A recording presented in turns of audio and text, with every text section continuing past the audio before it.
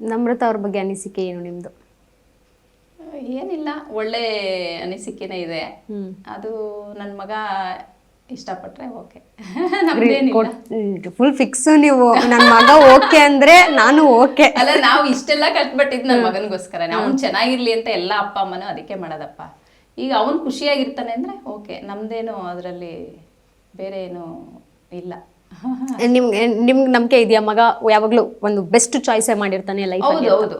ಮತ್ತೆ ನನ್ನ ಮಗನಿಗೆ ಇಲ್ಲಿ ತನಕ ಅವನು ಹುಡ್ದಾಗಿಂದ ದೇವ್ರು ಅವನಿಗೆ ಏನ್ ಕೊಡ್ಬೇಕೋ ಎಲ್ಲ ಅವ್ನು ಬಯಸಿದ್ದೇ ಆಗಿದೆ. ಮತ್ತೆ ಅವನ ಲೈಫಲ್ಲಿ ಒಳ್ಳೇದೇ ಆಗಿದೆ ಇಲ್ಲಿ ತನಕ. ಮುಂದೆನೂ ಹಂಗೆ ಆಗುತ್ತೆ, ಆ ದೇವ್ರು ನಂಬಿದೀನಿ ನಾನು, ಒಳ್ಳೇದ್ ಮಾಡ್ತಾನೆ ಅಷ್ಟೇ. ಮಗ ಇಂಡಸ್ಟ್ರಿಗೆ ಬರ್ಬೇಕಾದ್ರೆ ನೀವು ಖಂಡಿತವಾಗ್ಲೂ ತಂದೆ ತಾಯಿ ಮಗ ಬೆಳಿಲಿ ಅಂತಾನೆ ಹೇಳಿರ್ತಾರೆ. ಬಟ್ ಬಣ್ಣದ ಲೋಕ ಅಂತ ಹೇಳಿದ್ರೆ ಎಲ್ಲೋ ಒಂದ್ ಕಡೆ ತುಂಬಾ ಟೈಮ್ ತಗೊಳುತ್ತೆ ರೆಕಗ್ನೈಸ್ ಆಗಕ್ಕೆ. ಆವಾಗ ಏನ್ ಹೇಳಿದ್ರಿ?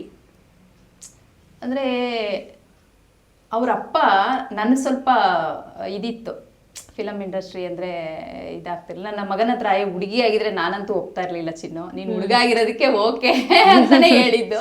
ಆದ್ರೆ ಅವ್ರ ಅಪ್ಪ ಮಾತ್ರ ಚಿಕ್ಕದ್ರಿಂದ ಅವನಿಗೆ ಏನ್ ಬೇಕು ಯಾವುದಕ್ಕೂ ಇಲ್ಲ ಅಂದಿಲ್ಲ. ಅವನು ಇದು ಬೇಕು ಅಂದ್ರೆ ಕೊಡ್ಸೋರು. ಮತ್ತೆ ಅವನು ಇದು ಓದ್ತೀನಿ ಅಂದ್ರೆ ಆಯ್ತು ಅದನ್ನೇ ಓದು, ನಿನ್ಗೇನು ಇಷ್ಟ ಅದನ್ನ ಮಾಡು, ನಿನ್ ಆದ್ರೆ ಒಳ್ಳೆ ಮನುಷ್ಯ ಆಗಿರು ಅಂತಾನೆ ನಾವು ಹೇಳ್ಕೊಟ್ಟಿರೋದು ಇಲ್ಲಿ ತನಕ. ಅವ್ರ ಅಪ್ಪನೂ ಹಂಗೆ, ಒಳ್ಳೆ ಮನುಷ್ಯ ಆಗಿರಪ್ಪ ಅಷ್ಟೇ, ನೀನೇನ್ ಬೇಕಾದ್ರೂ ಮಾಡು.